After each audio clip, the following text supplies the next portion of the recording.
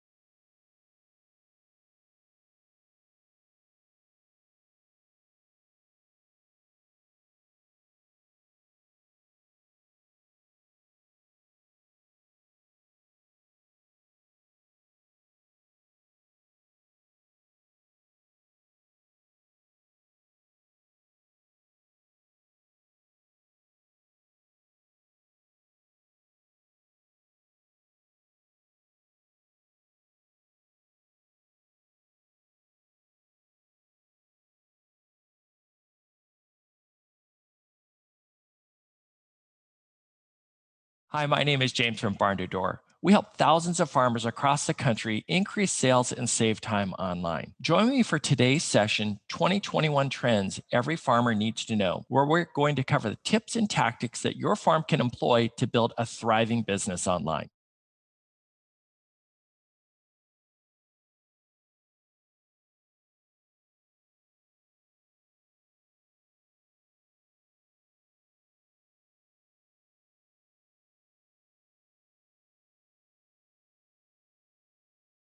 Hello, everyone. My name is Lori Stern. I'm the Executive Director at the Midwest Organic and Sustainable Education Service. It has been quite a week of learning and thinking together during this collaborative conference. It has been difficult to not be together in person, but I want to take a moment to celebrate a few things that this virtual approach to the Organic Farming Conference allowed. We have put this event together with other organizations that share our passion and commitment to organic production. These include Iowa Organic Association and the Iowa Organic Pork Conference, Grassworks, University of Wisconsin, O-Grain, Organic Grain Producers, and Fair Share Coalition with Dane County Extension for the Vegetable Producers Conference, with other key partners for content that include the Intertribal Agriculture Council, the Organic Consumers Association, and of course, the Real Organic Project. The virtual conference also enabled us to hear from speakers and leaders that would have been challenged to join us in person, from humorist Mike Perry and Dr. Vandana Shiva to the folks that will be part of this panel this morning. As we head into this last session of the week, I want to again acknowledge our sponsors, those that you saw on the screen, and the many others in our exhibit hall. They took a chance with us that this virtual conference would be successful and enable them to connect with all of you as they would when we are together in person. Remember, content and show specials will be available after the conference today, another benefit of this virtual environment. While we were planning this conference, we recognized the potential for geographic reach, not necessarily represented in our in-person conference in La Crosse, Wisconsin. We knew that we had a real opportunity to send us all off with some concrete action steps from voices and leaders that we might not have heard from otherwise. Bill McKibben's call to action is that we need to do big stuff fast. This week has given us plenty to think about and do related to farming and food systems that regenerate rather than extract. We began the week looking at farming and climate change, time is definitely of the essence. Through the workshops and roundtables, there has been a theme of cross-sector work on the issues of environmental healing, community healing, fair economic systems and business models, equity, and the health of people, animals, and the planet that we are a part of through our farming practices. This closing session will provide us more insight on the big stuff from multiple perspectives. We are so excited to be working with the Real Organic Project to make this week's learning more actionable.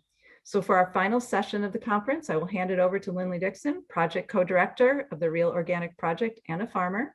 Linley will be talking with David Bronner from Dr. Bronner's, Iowa Farmer and Organic Advocate, Francis Thicke, and Kate Mendenhall of the Organic Farmers Association to identify those action steps to regenerate the organic movement from the national level right down to our own kitchen tables. Linley?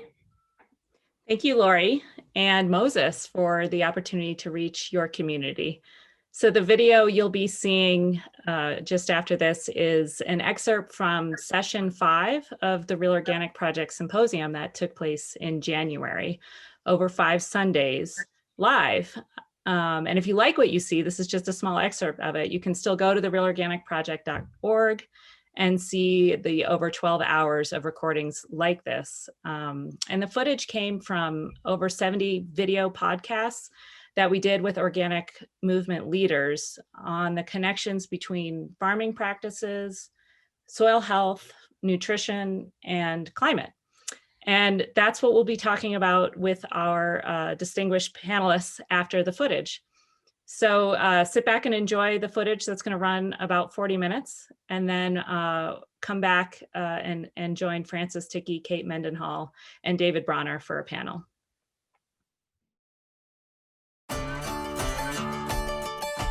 We have to realize what really value is and the way that you store up value. Things that you grow, the things that you know, ideas, connections, family, what you can get out of the land. All of those things are all places where you can store up value. It's a mix of ecological restoration, social resurrection, and local food.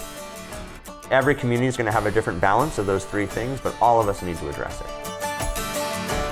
We, by our choices, I think, have the power to make or destroy the world.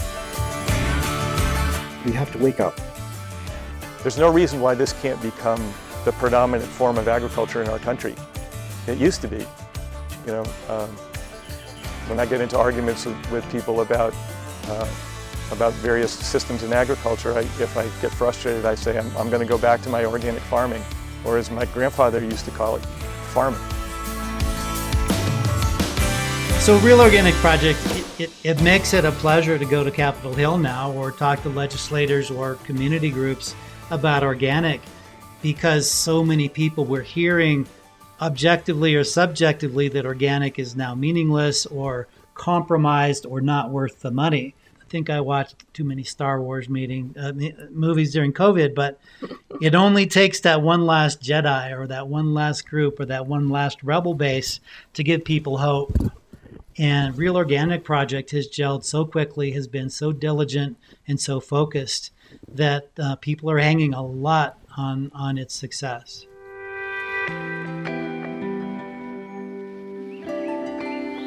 So as we have organized, we've come to see that there are 2 ways to move towards change. And I would call one personal, and I would call one citizen-led as opposed to consumer-led. And, we talk about voting with our dollars would be a consumer-led way, and voting with our votes would be a citizen-led way. You yourself said it's important to change the light bulbs, but it's more important to change the laws. So could you, and that's true. And it's overwhelming as a citizen when you face laws that you think are unjust or that you don't support. How do you change it? So could you speak about that a little bit as you see movements are being built around the world? They're growing spontaneously. You can't even say they're being built. But could you talk about these 2 parallel paths to change? Yeah, they're intertwined, of course. But, there was actually a very sophisticated effort by some of the oil and coal and gas companies to try to shift the burden of change to solve the climate crisis onto the backs of individuals. And of course, changes by all of us have an important role to play. And as you mentioned, changing the light bulbs. Of course, the new LEDs they're projected within 5 years to have 99% of the global lighting market for new light bulbs. So there's an extreme example of how new technology makes a big difference. But the fossil fuel carbon polluters, in a sophisticated way, tried to create the impression that the only way to solve the climate crisis is for every single person to be sure to always turn the light switch, leave in the room, and always recycle and do this and do that. And those are all good things, yes. But that deflects attention away from the major solutions, which have to do with changing our laws. We are now seeing taxpayers forced by the present laws to subsidize the burning of fossil fuels at a rate worldwide 38 times greater than the meager subsidies for accelerating this shift to renewable technologies. And so young people, Greta Thunberg is a premier example, but there's so many others, including many right here in the United States, that are really demanding a brighter future, and they have every right to. So how do you get involved in changing the laws? One way to do it is to be a part of a movement that you respect, connect with others who are like-minded and share your values and your goals. And the Real Organic movement is one such movement. You mentioned consumer-led and political-led. There's also farmer-led. And this is kind of a farmer-led movement, but it can attract support from consumers and from people out there who want their families and their communities to be healthier and want to contribute to a brighter future. The young people today are really aware of the importance of organic. I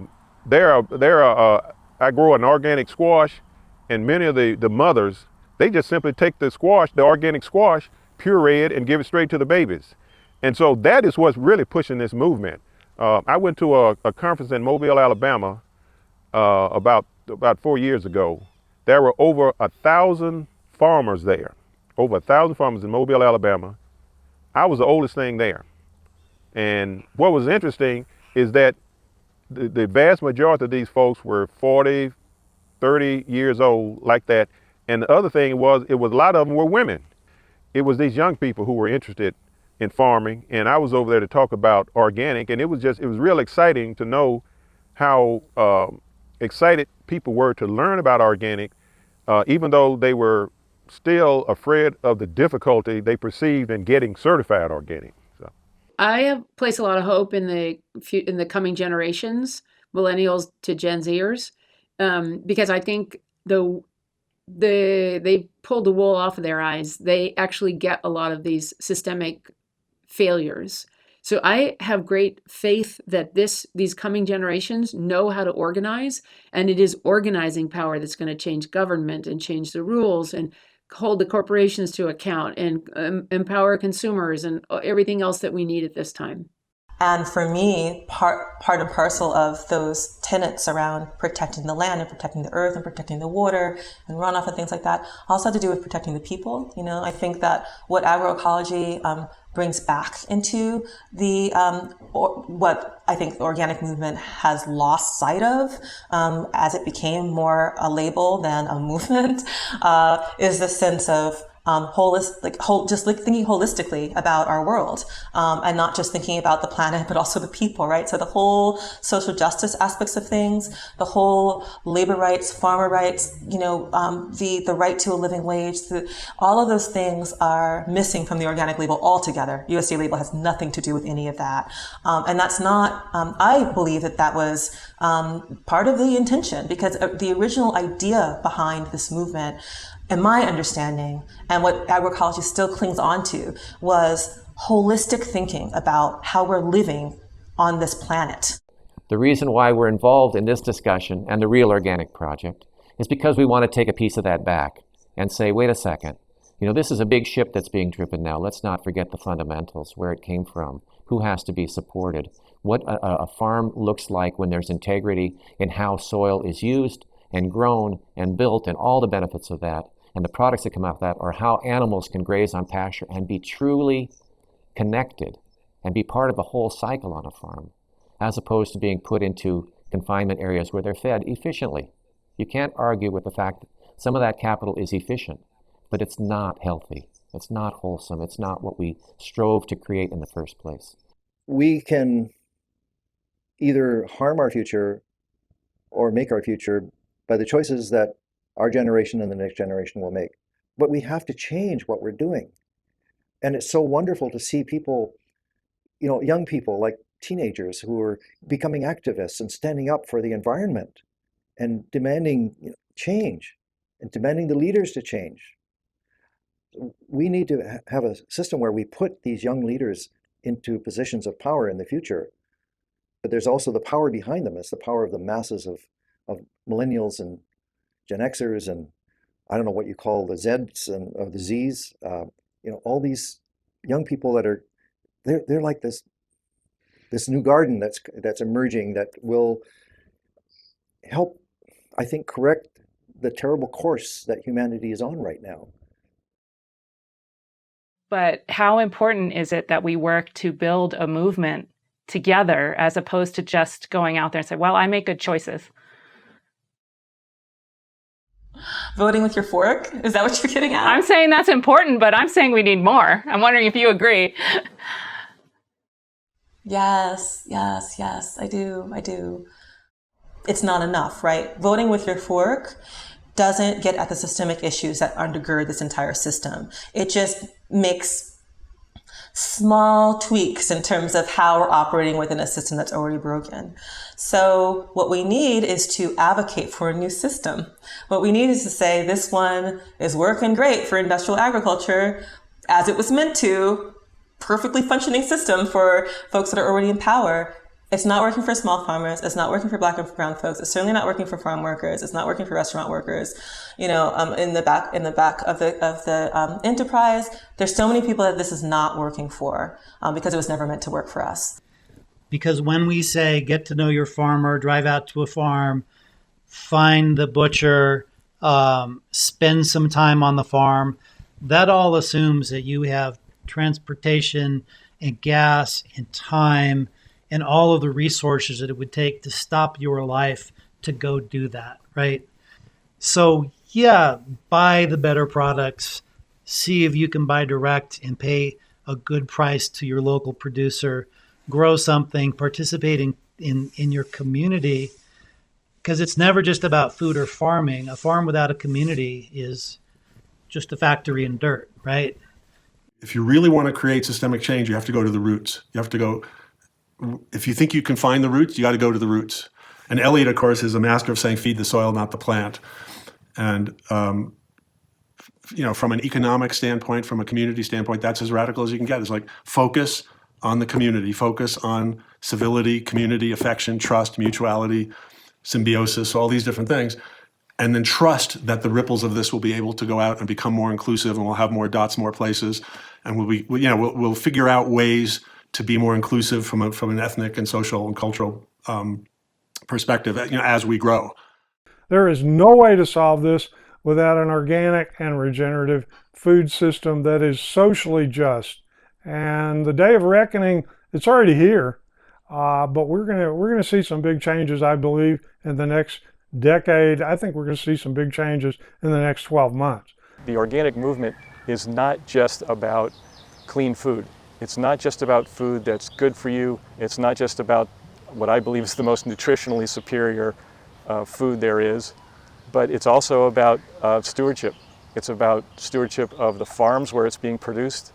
A real organic farm takes very seriously their obligation to care for their immediate environment, their woodlands and their wetlands and their wildlife, the soil quality. Good, healthy soil is not just for growing good, healthy plants that sustain healthy people. It's also about the larger systems. It's also about having a healthy planet. We're in one of those rare moments in human history when things really are on the line. It's not the first time, our grandparents, grandparents, had to face down fascism in the middle of the last century. And to do it, they had to travel to Europe and either kill or get killed, So that's harder than what we have to do. But that doesn't, we have to do big stuff and we have to do it fast.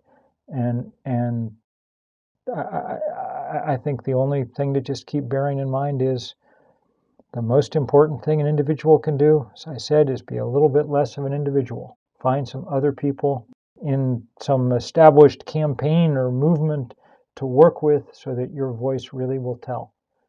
I think we need to hold tight onto the values that are shared, and to keep talking through the differences that there are in terms of things that some of us want to lift up more than others. I definitely feel like issues of equity are still a sore point. I think labor issues are still a sore point in the organic movement. There's still, I think farmers are hurting so much. I think small farmers are hurting so much that it's hard to think holistically sometimes when you are underwater financially, when you're losing your land. It's hard to think about all those labor issues and the fact that there are just scores of people, primarily Black and brown folks, that wish that they could be in that position, as tenuous as it is, but have no access to land, have no access to capital, not even, the subsidies that are being offered, even if they are a disservice to small farmers. So I think that it's hard to kind of keep that full picture in mind when you're suffering, but we have to. And I think those are the only ways that we're going to move forward this movement, as if we're really thinking about how we can build a stronger coalition by keeping everyone's rights, uplifting everyone's rights, so that there's no other way that we're going to be able to kind of face the forces that are against this movement unless we're doing it together. And that should be the narrative. How can we feed our community? And the communities in different places will have different setups and different systems and different farming strategies to do that.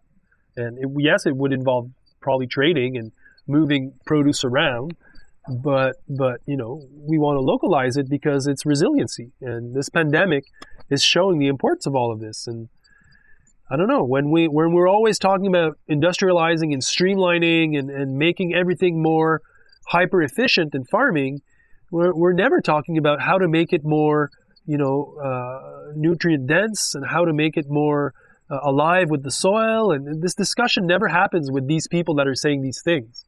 The basic problem of agriculture in this country is not increased productivity. We don't need to feed the rest of the world. We need to help the rest of the world feed itself. We need to create a sustainable agriculture that will produce good food for our people, good, healthful food. And we need to focus on making sure that everybody here is well fed. Before we came into the pandemic crisis, and I haven't seen any hunger statistics since then, about 11% of all the people in this country were classified as being food insecure, and about 14% of the children in this country, about one out of every 7 children in this country was classified as living in a food insecure home. All of the industrial agriculture didn't feed the hungry people. That was a main motivation for me. We were going to make good food affordable for everybody. It didn't happen, and it'll never happen in a market economy. We're taking 40% of our corn crop. If we quit making ethanol for a year out here, we could take care of the loss in our corn crop in Iowa this year pretty easily. We're feeding 40% of our corn crop to our cars, not to hungry people here or anywhere else. And we're taking ethanol, we're turning it into ethanol for the fuel. We're wasting 30 to 40% of the food in this country, throwing it away because we let it sit around in the refrigerator too long, or we don't like to eat things that have a little hole in it somewhere. Production is not a problem. And when we talk about feeding the world, we're not exporting our crops to the hungriest countries in the world because they don't have any money. We're exporting to those growing economies where there's an increasing affluent middle class primarily that wants more feed grains to feed the animals, or they want more animal products. So we're feeding the affluent of China and India and places like that. We're not feeding hungry people, and we never will when you depend on the economy. So we have to look at other means of meeting the needs of hungry people. I see two things happening. One is this almost subterranean local, that's a nice word, subterranean, local economy of farmers markets and CSAs and urban farms that people are getting much closer to the people who are providing them with food and are asking different questions. And at the same time, I see a thing in the supermarkets, which is where I sell most of what I grow, where fewer and fewer multinational corporations are owning more and more of the stores. I mean, it's amazing. Just in the time I've been doing this, and two of the major people that I sold to, two of the major chains, are now owned by a Dutch multinational. And they own a third one down in Pennsylvania. So the diversity in the marketplace is gone. And the suppliers, as Alan Lewis said last year, really for organic, we're down to about 2 major suppliers for the whole country. Right. But that's for industrial organic. We see none of that because we sell to a local clientele. We actually have a rule that we don't go more than 25 miles from the farm because we like the idea of feeding our neighbors. And so the idea that people are limited to basically 2 wholesalers, the customers who come here to the farm stand every week, they come here because they've tasted the food. They wouldn't go near the supermarket because they know it isn't the same thing. And, I haven't preached to any of them. They've just tasted it, I think.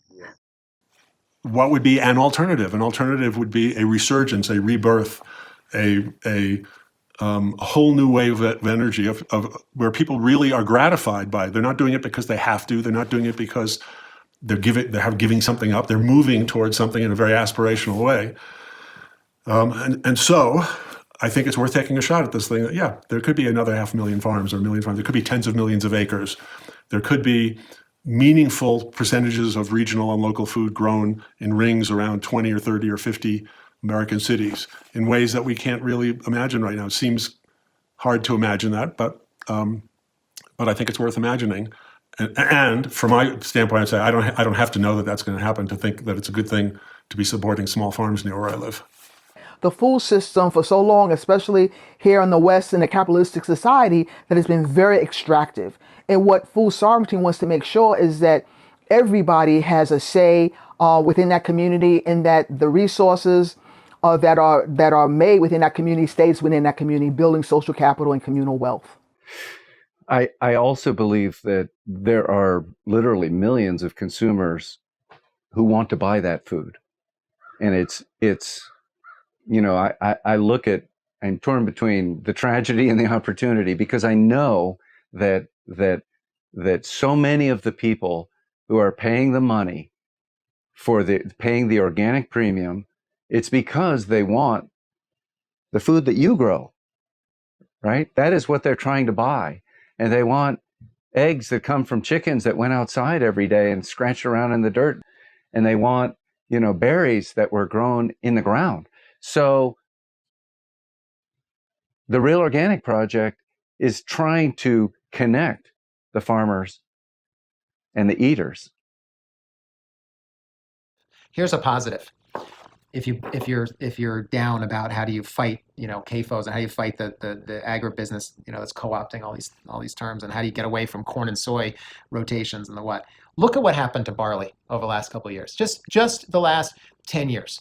The fact that barley is now that craft beer is now 46 or 47% of the beer market, where 10 years ago it was 5%. So what's happened? What's happened is craft breweries are demanding malt from America. Not imported European malt. That's where craft brews started, because they had no choice. There was no barley. Barley's Canada, barley's in Europe. No, okay, they're actually not even Canada. Barley for malting, low protein percentage is all Europe. That's where the tradition is. That's where the breeds are. And what's happened? You talk to breeders of barley and you say, it's like the last 10 years have been a revolution. They are breeding now for the American market, the American climate, and they are breeding lower protein barleys. And there's been a renaissance of barley planting on what was once just corn and soy rotations. There's been someone to pick it up. There's been an elevator to separate it, and a processor to process it, with malting house to process it. That came out of nowhere. And to me, that's the uplifting story here, and maybe is analogous to what could happen with CAFOs and everything else. Out of nowhere, Americans decided that they are going to change their beer drinking habits because they refuse a flavorless Budweiser. And that happened with a tsunami. It was a tsunami. And they're willing to pay more for craft brew, and the craft breweries are sticking to why they started the craft breweries to begin with. They want good malt. And that's launched the barley revolution and launched the rotation of barley into a miserable system to make it a little less miserable, I'll take it. I think you will too. And if you continue to grow, it's a great parable for what's possible in the food culture, in the American food culture. There is not 1 minute to waste. Honestly, I feel that stronger and stronger every day, that we can't just sit back anymore. We need to have action today. Even if it's small, every single person on the planet needs to make some changes in their life about what they eat, what they consume, as far as, their sort of bigger picture, and really honing it back into that connection between what's happening on an environmental scale and what's happening on a farm scale and what's happening to human health is all so connected. I'm kind of a neutral guy. I'm not very hopeful, and I'm not very pessimistic. Yvon Chouinard, whom I've worked with all my adult life, describes himself as a doom bat. Totally pessimistic, thinks the world's going to hell and never coming back. But that's never stopped him from doing anything. And never stopped him from doing the right thing. He's never said, oh, to hell with it. And I think that this quality of noticing that something is wrong and then doing something to correct it, I think that that's such an important part of human agency. It's such a part of what doesn't necessarily make us happy, but gives us satisfaction. That forget about hope. Do what engages you. And and the other thing is we don't know. I mean, the signs are not good, but the fact is that we don't know what the future is. And what I've discovered over 40 years of working is you're making the future all the time. I'm much less cynical than I was when I was 40, because when I was 40, the world seemed like a fixed place that I couldn't influence very much. And what I see now is that the people I've worked with for 40 years have made a difference. There are differences in the world because of who they were and what they did. And I know that that's possible also for the future. There's also a big generational shift that I work a lot with students in various schools, regularly at Yale, especially with joint students between the business and the environmental programs. And the whole, the perspective changes over time. It is like farming, where we've grown some people who have a very different perspective than that perspective of the people we grew up with or followed.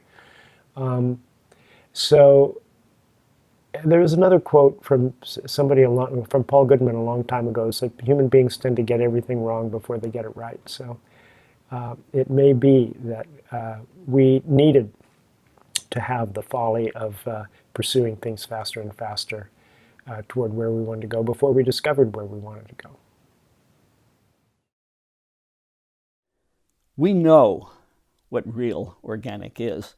We want your food grown the way it should be grown, and the Real Organic Project is there to defend the integrity of all of the techniques, all of the soil improving techniques, all of the techniques that create a biologically active fertile soil, and the influence that has on the quality of crops. We want that to be the center of organic again, and we will fight for it. We in Europe are definitely cheering on the Real Organic Project. What you have created in the last 2 years is amazing, despite all the difficulties and all the struggle you've faced over there. And big ag and big organic ag is huge in the US. So you have some pretty big, opponents there that you are battling, and not even battling. I mean, you're just facing them. You're just staying there and say, hey, we are the organic movement, and this is not our rules. This is not why we started. So I think the Real Organic Project is a super important contribution, not only for the North American movement, but for the whole organic sector. So the Real Organic Project is important in that we are all in this together. And I think sometimes we draw these artificial boundaries between caring about people and caring about the earth. And that's really a false boundary. We need to advance those agendas at the same time. But I think specifically one of the dangers that we run into is this greenwashing, where a word no longer means a thing. So when organic can actually mean, these huge mega corporations that are draining aquifers, exploiting workers, and torturing animals, then that word actually doesn't have meaning anymore. And so to reclaim language and infuse it with our deep sense of truth and our ethical compass is crucial. And so I really applaud what you all are doing, and I think that we're on this planet and on this path together.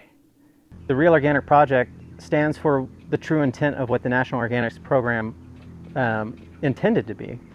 You know, over the years, the standards have become watered down, the enforcement has become watered down, and there's really a disparity between the written law and what the consumer gets.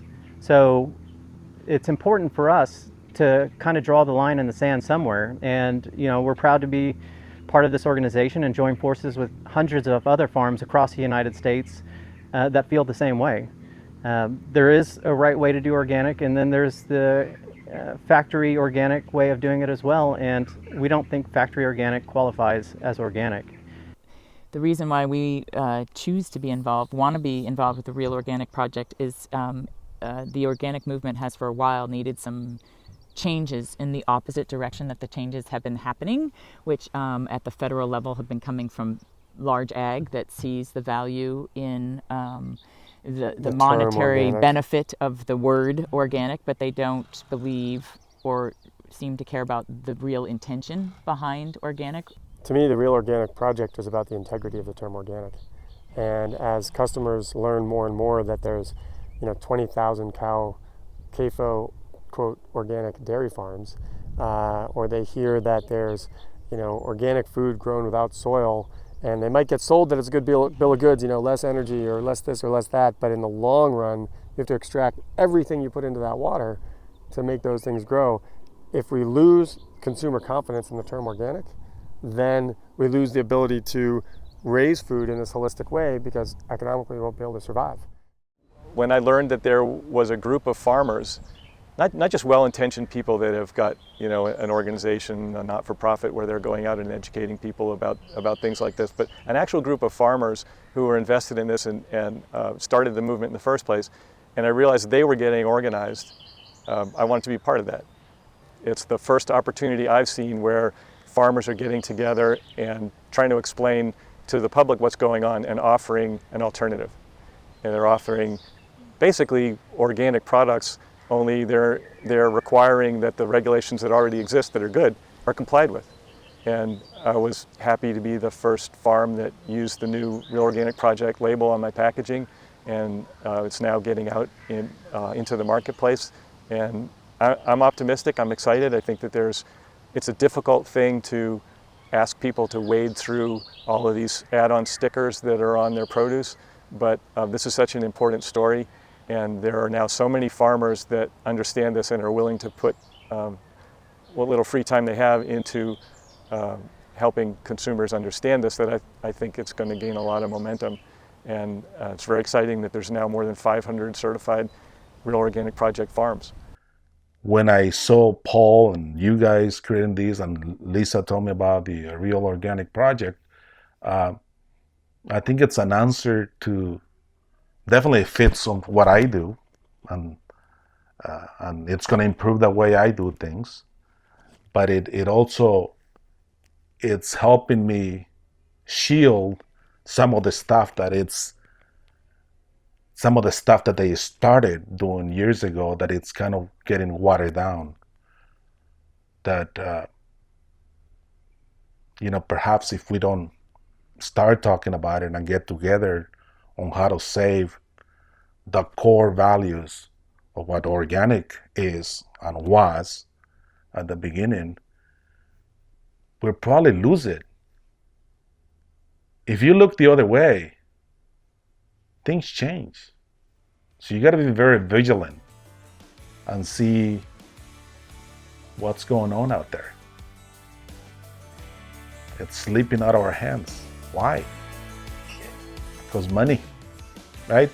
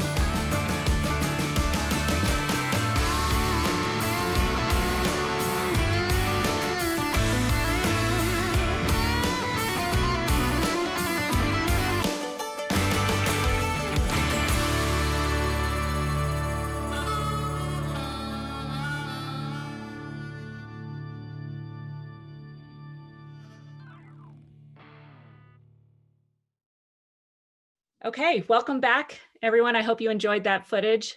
Again, if you'd like to see more, please visit realorganicproject.org and see all of the sessions. That was just an excerpt from session 5. I'm now joined by Francis Thicke and Kate Mendenhall and David Bronner. And I'll give each of them an opportunity to represent or introduce themselves and the work that they do in the organizations that they're representing today. Take it away, Kate. Thank you. Welcome, everyone. My name is Kate Mendenhall, and I'm the Executive Director of the Organic Farmers Association. And I'm also an owner-operator of a small organic farm in Northwest Iowa. Organic Farmers Association represents certified organic farmers nationwide. We were formed in late 2016 to be a strong national voice for certified organic farmers. And so essentially we represent you in Washington, DC. And then we also do some education work as well to make sure that all certified organic farmers are up to speed on the policy issues that are most important to you and give you the tools you need to be strong voices for those issues in Washington, DC. We have an advocacy day coming up later in March, and we just finished our national policy survey to find out what are the policy priorities for organic farmers, and we're working on the new policy positions that you've all proposed for 2021. Thank you, Kate. Francis, would you like to introduce yourself? Okay, thanks, Linley. I'm Francis Thicke from Fairfield, Iowa. I am an organic dairy and crop farm. And Kate, I appreciate your comments. I'm a member of the Organic Farming Association, and I encourage all organic farmers to join. It's our voice in Washington, actually. And I've been involved in some of Kate's activities, and I think that's pretty effective. That when we meet with the legislators, congressmen in Washington, we've actually had some good effects. So I think everybody should join. I'm representing the Real Organic Project, which began in 2018. And it's a farmer-led organization. And so the farmers have really created the whole system. And we represent the board, the executive board, and the standards board. We have a 15-member organic standards board for the Real Organic Project. And the reason the Real Organic Project began is because many organic farmers are very concerned about how the national standards have been eroded over time. Not only have the standards been eroded, but the enforcement of standards has been eroded. And so we would like to make sure that the organic standards come back to the original intent of the pioneer organic farmers and of the organic standards that were written originally, which we think were actually regenerative. It talked about building a soil organic matter through rotations, through cover crops, through compost and manure. So we think it's a regenerative system. But some of the erosion that we've seen is to the allowance by USDA of hydroponics to be certified. And also the lack of enforcement of the grazing standards. So now we see some large dairies like 5,000 cows or more, these confinement dairies that are certified organic. And as well as in the poultry industry, we see 100,000 birds in one building with little access or virtually no access to the outdoors. So the Real Organic Project is shoring up these shortcomings that have happened over time in the National Organic Standards. So in order to be certified by the Real Organic Project, you first must be certified by the National Organic Program. And then the Real Organic Project certification is on top. And it's very simple and easy if you're not using hydroponics and if your cows are grazing. And we think that most organic farmers, most Moses farmers are real organic farmers. It's just that the majority of some of the things like the dairy products, about half of them or more are from CAFOs. And if you probably can't find an organic tomato in the grocery store that's not hydroponic, but it's not labeled as such. So we think most organic farmers are real organic farmers, but there are a small number of huge farms that are not really following the original intent of the organic standards. And so we as organic farmers want to reinstitute that high standard for organic farming. And I could talk more about the details as we go along if there's time. Thank you, Francis. Kate, I should also let everyone know that I'm also a member of the Organic Farmers Association. So I think everybody should join that as well. I think these farmer-led movements are really important. And both the Real Organic Project and OFA have decided to work within the framework of USDA Organic. And I get the question a lot from farmers, why, if we're so upset with some of the ways that the USDA program is running, why don't we break away? And so my question for you is it time to shift away from USDA organic, or is it too well known to back away from? Is that for me? Let's either way. I posed it to Kate, but both of you can answer it. Oh, Kate, go ahead, Kate. Sure. Yeah, I think we both probably have comments to add on that. I think we asked our farmer members, certified organic farmer members, if what they wanted, what their approach was, and farmers we feel like farmers were one of the most instrumental people in creating the National Organic Program. But of course, we know that farmers are the ones who started organic in this country. So it's really, I feel like, our label. And so when we asked farmers if they wanted to walk away from the label or stick with it, they said, no, we want to protect that label. We've invested so many years in the organic label, and we want to keep it strong. So that's the approach Organic Farmers Association has taken. We really are working hard to make sure that that label is what we value as organic, and make sure that farmers are building their power so that we can be a stronger force in creating the future for certified organic in the United States. But I think that efforts like the Real Organic Project are really important too, because we need to keep raising the voice of what organic is and should be.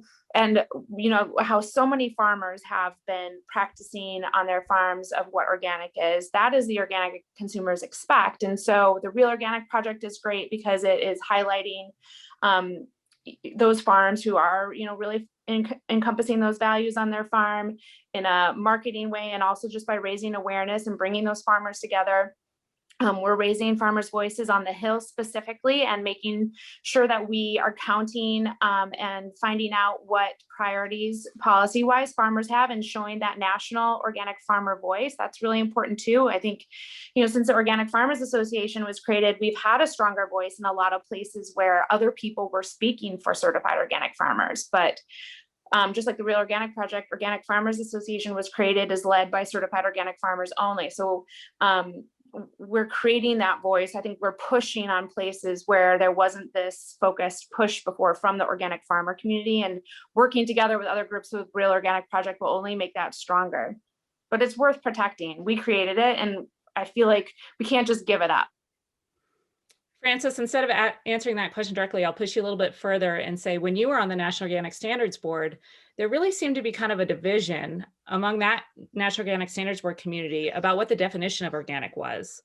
And, one seemed to be any farming system that, used the allowed substances that you're allowed to use in organic. And the other, as Elliot Coleman says, was as simple as adding organic matter to the soil. And that was actually central to the definition of what organic is. Is that too simple of a definition of organic? What Elliot said in the footage, that it's as simple as adding organic matter to the soil. How do you define organic? Well, organic matter, and to me, actually, soil is defined by organic matter. So if you don't have organic matter, you don't have soil. And if you lose organic matter, you're losing your soil. So I think that's key. Back to the National Organic Standards Board, the problem I think we have, one of the problems, is that it's appointed by the Secretary of Agriculture, and agribusiness is right there lobbying. And so we have seen in the past that seats that were set aside for organic farmers on the NOSB were given to agribusiness representatives. And we see that that's the problem, is that the agribusiness lobbyists are getting into a USDA, and they're getting changes to happen. And somebody said that in Washington, a credible voice, there are more lobbyists for big food and agriculture than there are for the military. And so Kate, you're up against a big problem in here. And so that's what we're fighting against. And so we have little leverage in the National Organic Program to change things, unlike the Real Organic Project, where it's really farmer run, organic farmer run. So we can be sure that we have good representatives on the board. So I actually feel that we need to stick with the National Organic Program, because that works on the allowed and prohibited substances. That's a huge issue. USDA has a multi-million-dollar budget just for the National Organic Program, and a big part of it is sifting through what can be allowed and not allowed. And so far, that hasn't gotten too far afield. And if it does, then we may have to take action.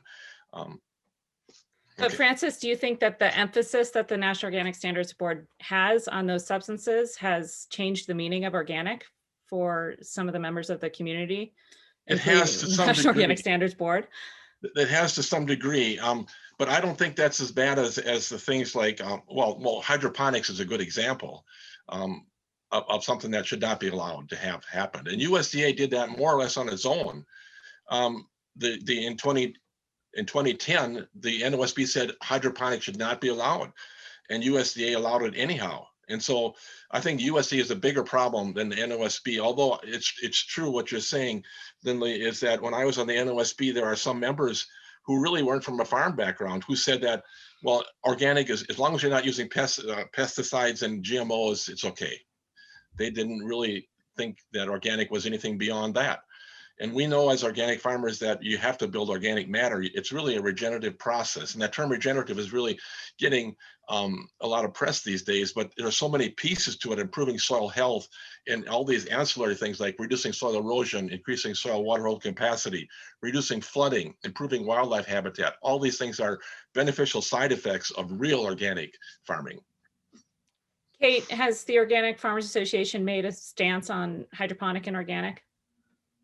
Yep. Again, you know, all of our policies come from our certified organic farmer members and come from the certified organic farmer community. So we have a very specific policy that Organic Farmers Association is opposed to certifying hydroponic production as organic.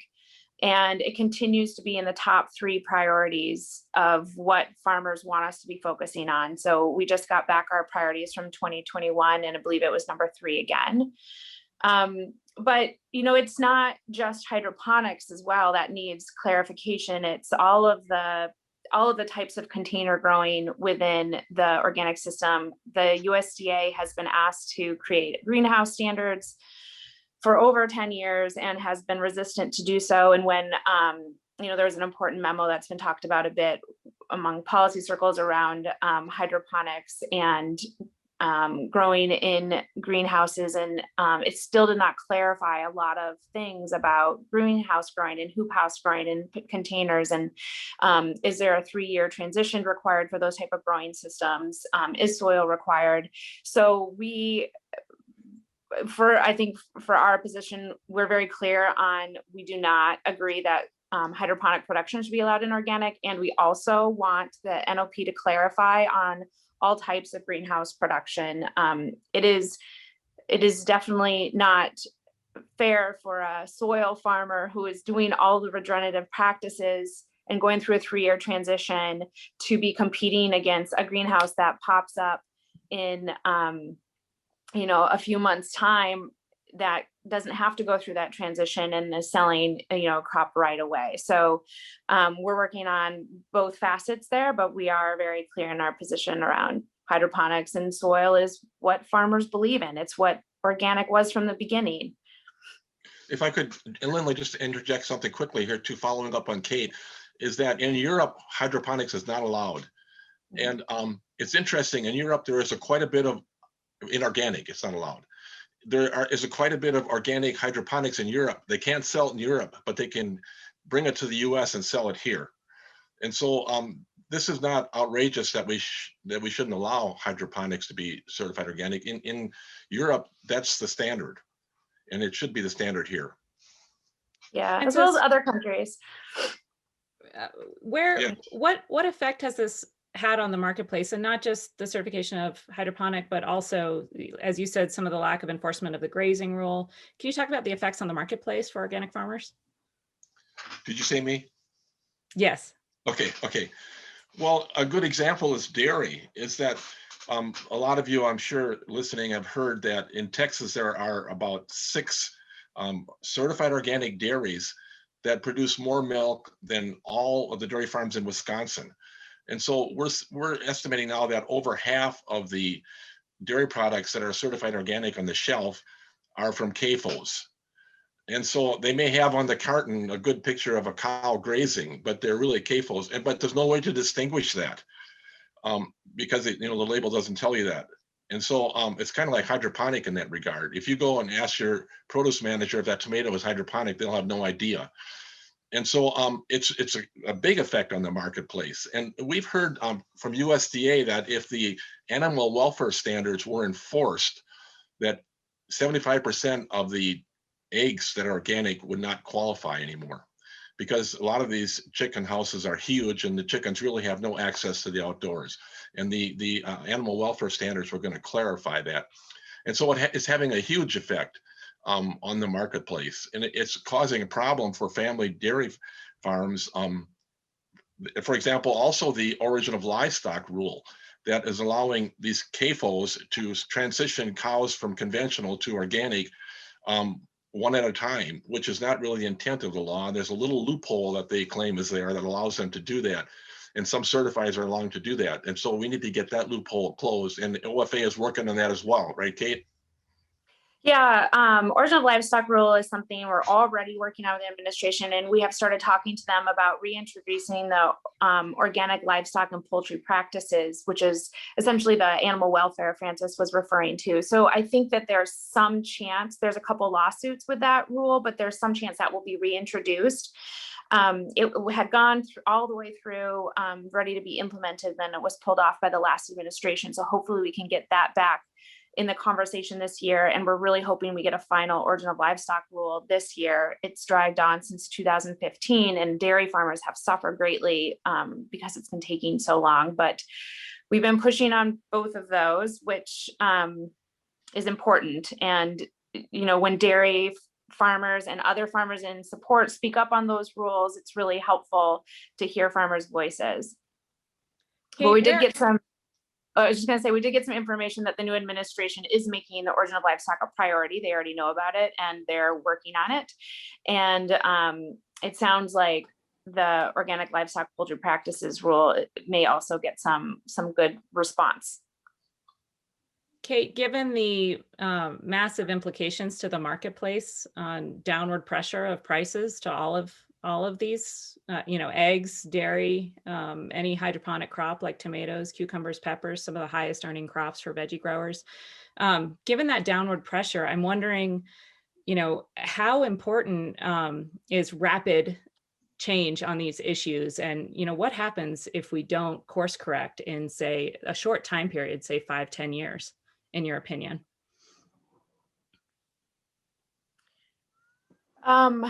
You know, I think obviously we've seen, I think what happens to dairy farmers, if we can't keep the prices so that they're fair, farmers aren't able to farm the way that they want to. And organic's future is not industrial agriculture organic. It can't be. That's not why farmers created an alternative way of growing and marketing. You know, I think we have to keep pushing forward within the policy frameworks that we have and the government systems that we have, and we can't relax our farmer voices in those arenas. We have to be at the table and we have to be pushing hard. And at the same time, we have to be smart about taking care of our farms and our label and our customers. So the government doesn't work fast, unfortunately. I think we need to push them to work faster. I think we need to be creative in the solutions that we're presenting, and then perhaps find alternative solutions that we start implementing from the farmer ground up to secure the values of the label, which I think is, you know, the Real Organic Project is doing some of that right now. And so working together as a farmer community to hit all of the places we need to help to protect organic is really important. And, you know, I think if we all come together, we will be powerful. Could I add something on there too? Following up on that, with the Real Organic Project, we've certified about 500 organic farmers now, ROP certified, and the goal is to have 1,000 by the end of this year. And so we're working. We have a label now, and already it's beginning to show up on some of our products. So the goal is to have this label on the products in the store, so you can look and you can say, well, these dairy products are Real Organic Project. We know that the cows grazed. These tomatoes are ROP certified. We know they're not They're growing the soil. They're not hydroponic. And so that's why we encourage all of you out there to get certified by ROP to help us gain strength. So not only to send a message to USDA, but even if you, it's free anyway. So even if you can't really use the label, you can still support us by becoming certified. But if you can use the label, that will help make that connection between organic farmers who want our real organic products out there for people who appreciate it and the consumers who are looking for it. Yeah, Kate, how important are numbers when you go to Washington in terms of, farmers, sometimes the response I get is, I agree with you, but I just want to farm. I don't want to be political. How important is it that a farmer just kind of puts their name behind something and stands with us when we're trying to create change here? It's so important. We are, as a nation, 19,500 certified organic farmers. If we all joined Organic Farmers Association and Real Organic Project, and it's not expensive to join Organic Farmers Association either. It's we start at 25, but we'll take whatever you can afford. It's a sliding scale. But those numbers are important. You can be really active in these initiatives, or you can just put your vote behind it. And if we could go to the USDA and tell them that we have 19,000 real organic farmers inputting on these policy positions, and this is what farmers feel, and this is what's important to them, and this is the direction organic has to go, because we way outnumber the processors, and we way outnumber the number of CAFO farms. The numbers matter, and constituents matter. And so if we all join and put those numbers behind our voices, it does make a huge impact. And when farmers come to DC and meet with congressional staff or your representatives or senators, they listen. Farmers' voices are really important. We are still with mud on our boots, that voice is still really important. It's like really the salt of the earth. And, I don't think that will leave our national culture of having prominence and importance in the office. Francis, what are your thoughts about, there's too many labels in the marketplace right now, and I don't want to add more confusion. And sometimes my initial response is, look at all the choice you have when it comes to beer, or anything else on the shelf. And why do I only get a Wholesome Harvest tomato? Why isn't there more choice there? Do you think extra choice is a good thing, or is it just too confusing for the consumer? Well, I understand the issue. Some people do think it's confusing. But it's going to take some work on the part of the consumer to sort through it. I mean, how many labels we see that say natural or something that mean nothing, or that have no real basis behind it. And so, speaking of labels, I realize I have this right here. Is that coming in backwards? No, looks good. Everybody knows what to look for now in the marketplace. So, but I think that this is necessary to have this label. USDA label, the circle with the green and white, is really well recognized. People know about it, and we wish we didn't have to try to add something on. I would rather not, and we've tried for a long time to fix it. And the situation is that the big business has more power than we have, and we can't do it. But unless we can shame them into fixing it. And of course, all the work of Kate and the OFA is helpful for sure. But so I think for now, we have to have this in order to bring back the integrity of organic food and organic farmers. Kate, what are your thoughts when you shop? Is it too confusing out there to be a consumer, or what makes for a good label that you feel like has integrity? Yeah, well, I mean, I think the USDA label is great because it is that, there's a process there, but we want more. And now we know, that label is not, unfortunately, the same everywhere. And so I think the Real Organic Project label, animal welfare approved, like other labels that give you more information are great. It would be really interesting to see if consumers start asking for some of these add-on labels in the store. And I think, that's how we're really going to push change, because I'm just one farmer in my community, but I have, at least 100 other families who are buying from my farm.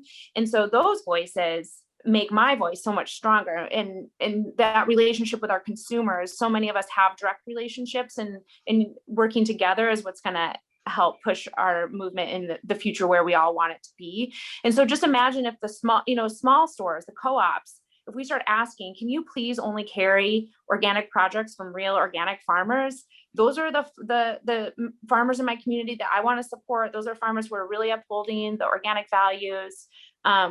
We want you to look for both labels. That's going to push things forward. So I think that there's real promise. I think we should really fight for the organic that we work so hard to sustain on our own farms, and make sure that that is what the organic label means. And in the meantime, we tell people what that organic means with another label like the Real Organic Project label.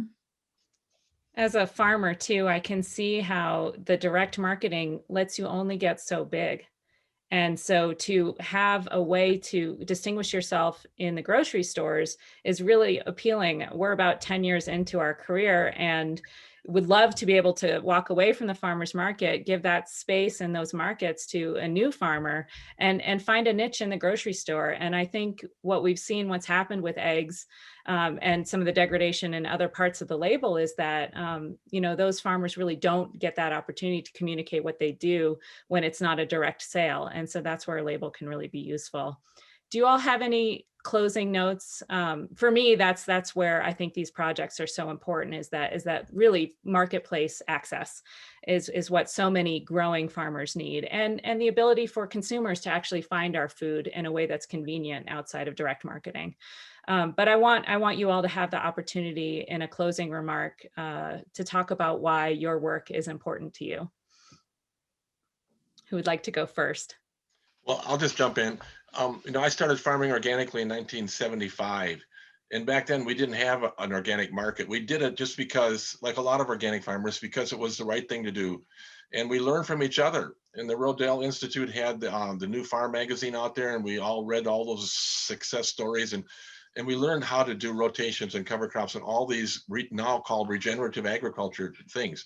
And so all of us old organic farmers want to have organic remain to keep that integrity that it came from, and we can't let it erode away, or it'll just be gone. It'll just be a market for industrial agriculture.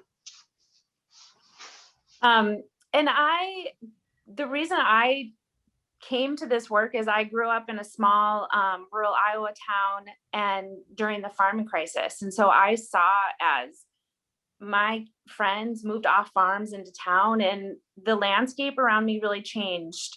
Agriculture became much more industrial. There's hog confinements all around, which really changes the rural drive as you drive through, and what you see in the cultural landscape, as well as, knowing how the soil is being managed. But can you imagine if that shift was to more organic farming, and what Iowa would look like now, and what the Midwest would? We're all doing a part of that, but I think it's really important that more farmers have access to the organic market, that we expand consumers introduce the value of organic, and just keep growing the movement, and make sure that it becomes a priority within the government. One day maybe the US will be like Denmark and really excited about all of the benefits, the social and the environmental benefits that organic farmers provide us. But in the meantime, it's our job. We really have to raise our voices together to fight for that recognition at home, but also in Washington, D.C.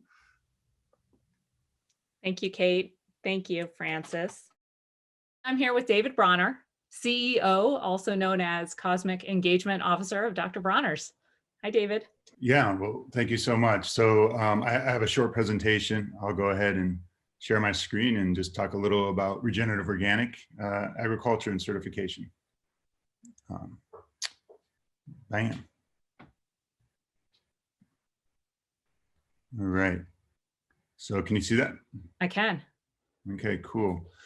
Yeah, so I think many listening today are very familiar with regenerative organic and the limitations right now within the USDA organic program.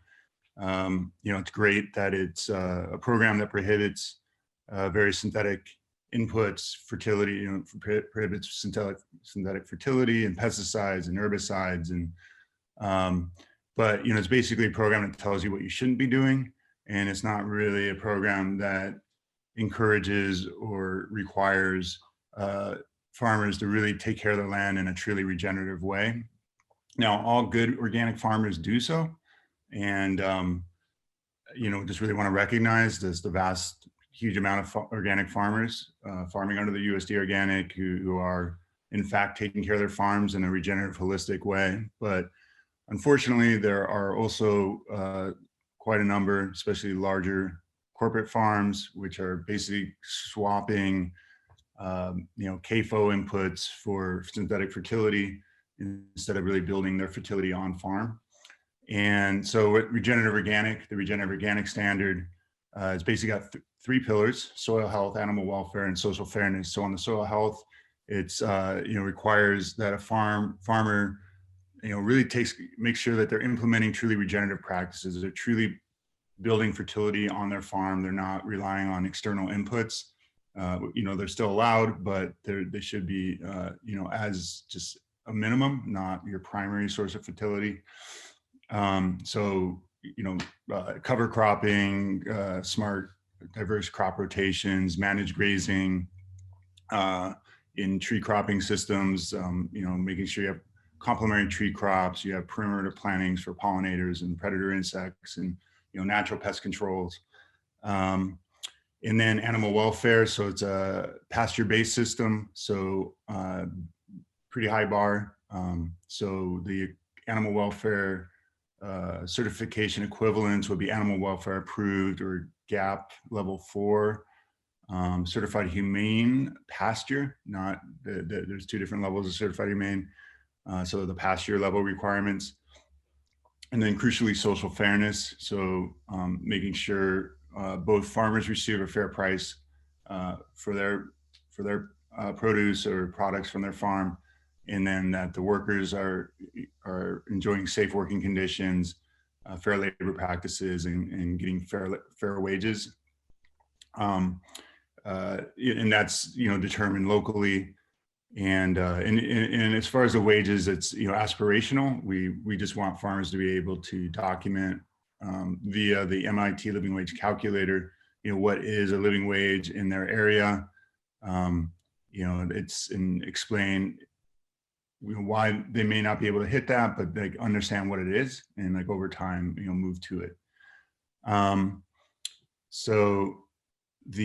I was just saying some of the equivalents here. So on the soil health side, so Natureland and Demeter Biodynamic are, I would say, other strong standards. Obviously, Real Organic Project as well. USDA Organic is just a baseline. It's a baseline requirement for the program.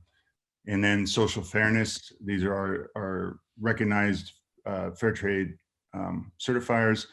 Now, there are gaps in the standard that no one other third-party standard will cover. So, there are gaps to address. And so this is just Bronner's. So we've got 3 projects right now: our coconut oil project in Sri Lanka, Serendipole, our mint project in northern India, and our palm project in Ghana are now certified rock silver. It's a three-tier program. So bronze, there's bronze and has slightly lower criteria than silver is, pretty rock solid, and then gold is pretty aspirational. And there will be some gold, and over time, hopefully, we'll get there. And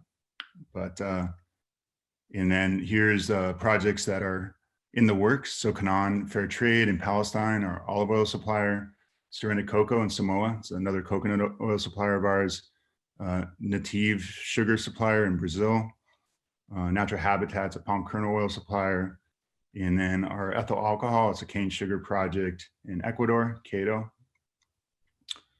And then just some of the other brands in the program that, high recognition brands, but there's a lot of amazing farms and ranches, and we got, I think 200 are in the chute right now. So it's super exciting.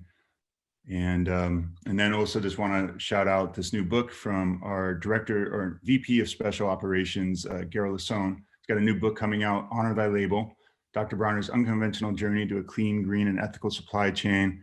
So it's all about our journey to realizing, like, just buying on price and spec from brokers with no visibility to, what the farming conditions are on the ground is just a disaster. It's leading to the 6th Great Extinction Event.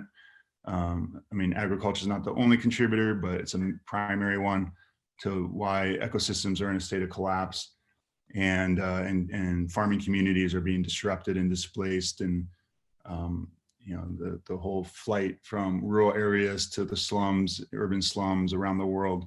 So how do we farm in nature's image, and make sure that farmers are receiving prices that enable them to take care of their land in the right way and regenerate their land and not poison their land, and bring their crops to harvest with more and more chemical inputs that are just destroying the world. And so how do we do this in a way that is rewarding all of our farming partners so that when we go to market, everyone is winning?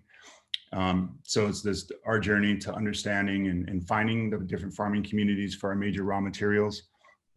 And it's really interesting. It's also a story of my family, German Jewish soap making family. Gore himself is a German American. He grew up in Cologne in Germany, and really deep dive into our family ancestral roots. So check it out. It'll be available very soon. Thanks. Yeah, looks like a good read. I love the cover. So the commonality between all the programs here today is that we didn't totally abandon a program that we all feel is failing us, but we decided to build off of that. Would you talk a little bit about the reason why we've chosen to build off of USDA Organic despite all its failings? Yeah, I think it's, as you said, there's different lanes in agriculture, and USDA Organic, it's still a solid program in what it limits.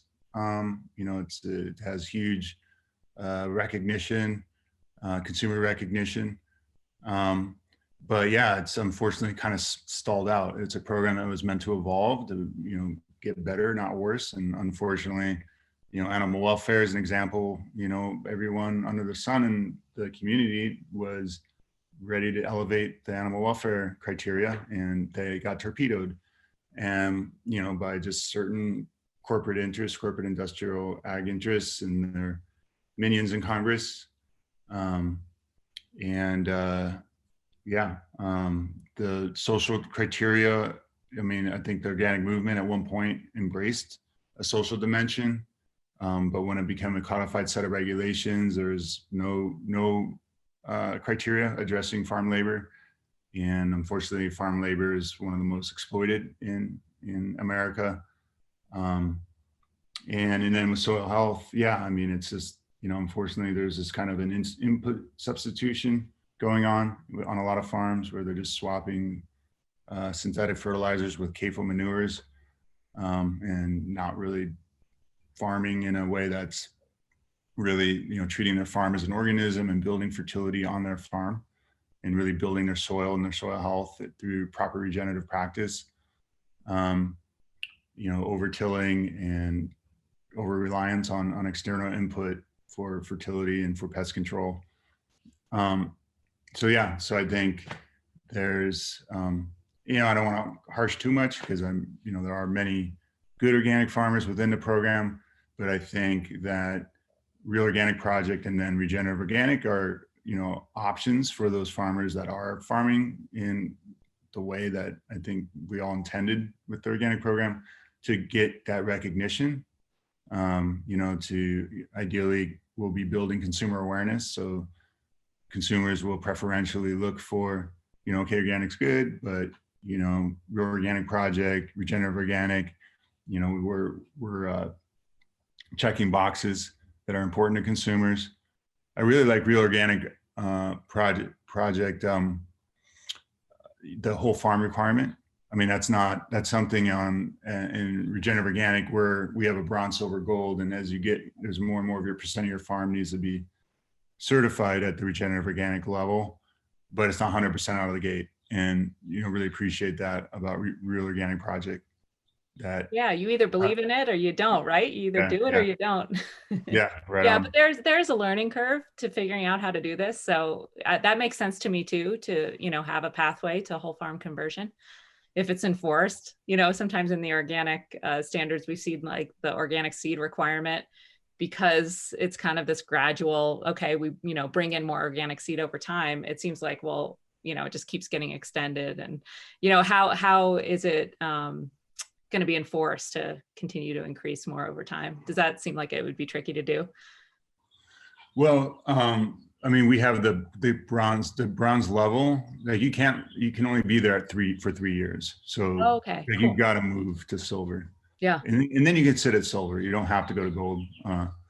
But silver is, I think it's minimum 50% and moving to 75% over time. Ideally we want to see 100%. Yeah. But it's, we also kind of recognize that we're also interested in seeing like, these, big farms out there that are maybe don't want to bet the whole farm immediately on a program like this. So, like, okay, do a quarter of your farm initially. Figure it out. Yeah, totally. Where are we in 10 years if we don't change the system, if we don't do something about it? Yeah. I mean, obviously things are veering wildly off course here. We're going off the climate change cliff and really need to, stop farming in this completely chemical intensive, soil destroying way that's, ripping the fertility out of our soils and oxidizing all the carbon to the atmosphere and poisoning our water and our bodies. Yeah, I mean, it's, I don't like to think about it, like if we just keep going down this road. And, I think there's some promising signs. I mean, at least companies are realizing they have to sound like they're doing something, even if they're not really actually doing anything. So, and, the rise of Real Organic Project and ROC, just, yeah, I mean, some basic regenerative techniques like cover cropping seem to be starting to take hold, hopefully. But even in within the chemical intensive model, so maybe the Titanic is slowly turning. I guess I'm pretty optimistic. I'm an optimistic guy. I like to think we have the solutions. It's just a willingness to implement them. Decarbonize the economy, shift to regenerative organic agriculture, I think are possible. Like we can do it. So, yeah. I have some real concerns with carbon credits. I know we need to incentivize the right practices like cover cropping, some of the things that you were listing there. But I started to think about if we were just measuring soil organic matter, how would an operation like Aurora score? And they're bringing in all their hay and grain off farm. Yeah. They would do really well. They would rock it. Yeah, you know what I mean? That's the problem, right? All these carbon schemes that don't track the feed, and they don't track the external inputs along the whole supply chain. I mean, that's like Bronner's. Our manufacturing operation for soap making is, it's awesome. It's as ecological as can be, but 100 times our impact is in our supply chain. And especially when you're talking about animal agriculture, of course your pastures will look great if you're bringing on, assuming you have a pasture-based operation and not a CAFO, but if you're bringing on external, feed, hay and corn and soy that's just not being grown in a great way, then the actual, you may well be stripping carbon from those soils that are growing all that feed. And so where you're, kind of concentrating and translating all the fertility, you're kind of taking from that, all the feed fields onto your pasture. Yeah, so I think that without a very sophisticated carbon accounting, it can be easily abused and not really accomplish much. Yeah, I think we need to get the word out too, because I think there's a lot of education that our policymakers don't have. And I think farmers need to come together and people in the organic movement and explain how it could go really bad. And so we're giving carbon credits to people that are actually the largest contributors to climate change. And I see that happening already, and I have real concerns with it. Yeah, wow. Yeah. So just in closing here, I see you've got your Sun and Earth. I don't know if you want to talk about that label, but is there anything I didn't ask you that you kind of want in terms of the messaging of the whole overall theme of the session was about solutions, and so that agriculture can really be part of a solution instead of a contributor to all the environmental problems that we have? Yeah, well, so Sun and Earth is a sister program to Regenerative Organic for cannabis. So because of federal prohibition, cannabis farmers can't access either the USDA organic program or Regenerative Organic or Real Organic, because organic being a federally regulated term, cannabis farmers can't use it. So Sun and Earth was a program that some high-level cannabis craft farmers came together to form, and a lot of these, especially in Northern California, I mean, these are multi-generational, back to the land farming families. Cannabis is just one crop they're growing in an integrated, vegetable cropping system. Just some really beautiful, high vibrating farms and communities. And the story with cannabis is unfortunately the story of every other legal commodity, which is huge industrial corporate players are moving in. They're putting in these huge indoor grows, which I think California, something like 3% of our energy right now is being used to power these huge indoor cannabis farms. Very chemical intensive, fossil fuel intensive to power those lights. And then a lot of chemical, like pesticides and just a lot of junk. And the regulations favor these big grows, and they're displacing this like wonderful ecosystem of craft cannabis farmers. So Sun and Earth is a consumer-facing program to advance, or to create consumer awareness inside dispensaries around cannabis that's been grown in the soil, under the sun, no chemicals, with fair labor. And people should be thinking about their medicine the same way they think about their food or the clothes they wear. And what kind of farm did it come from? Is it, are you supporting a farm and a farming community that's vibrant and healthy and awesome, or are you just supporting some kind of lame corporate industrial indoor grow that's not awesome at all and is really harming like the communities that really have made cannabis, made it available for us for decades, and are now basically getting screwed. So yeah. So I'm in Colorado, and I all of a sudden realized when it was legalized that I couldn't play because the permitting process was like $500,000 just to submit a permit. Yeah, right. Yeah. And and then I would have had to, create significant security around all my fields and, locked gates and cameras and all that stuff. And it's like, that's not how I want my farm, Yeah, no, exactly. I mean, the regulatory burden is kind of ridiculous. So we're doing what we can to help. But it's a very similar kind of issue, that cannabis farmers are facing, that all farmers are facing. So it's about how do we create programs that that are consumer facing, where, consumers who want to buy the high vibrational, correct medicine, food, clothes, they can trust. So yeah. Yeah. Great. And yeah, let's see, just in general, I love this. I love the rise of the Real Organic Project and Regenerative Organic certification. I think we're, creating options for consumers. Want to just, see this continue to grow. I think, that Regenerative Organic, I love how, it brings together the best of fair labor and animal welfare along with soil health into a single standard. So really psyched for this program to get traction. And yeah, So, hopefully we see widespread adoption and a huge conversion of existing organic farmers to both these amazing programs. And yeah, so, keep rocking. Thank you so much.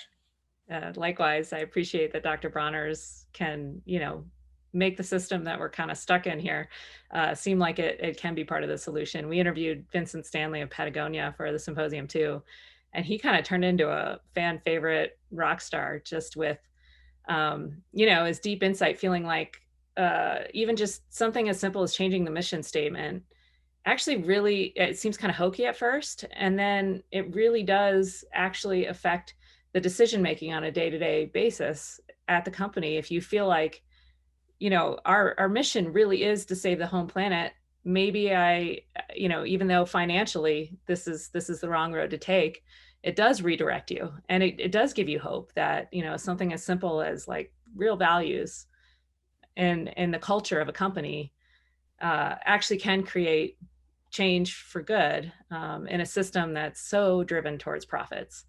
And so I thank Dr. Bronner's for being one of those companies. I've got my bar of soap. I never have to use a container of plastic and just wipe my cloth on it and rub my dishes, and the whole house smells like mint. And anyway, you bring that little bit of goodness, and it makes you feel good when you're doing your dishes. And day-to-day things I think are important. Individual change is important, but change at the company level and change in policy, it all has to happen. Like you said, it's not one little thing. Leah Penniman said, like, all the wings of the butterfly, have to come together for it to fly. And so I feel like we're all doing our part here. And wherever you are in your life, simple changes in the things that you do, but also joining movements, all that makes a difference. So, and it's not one little thing.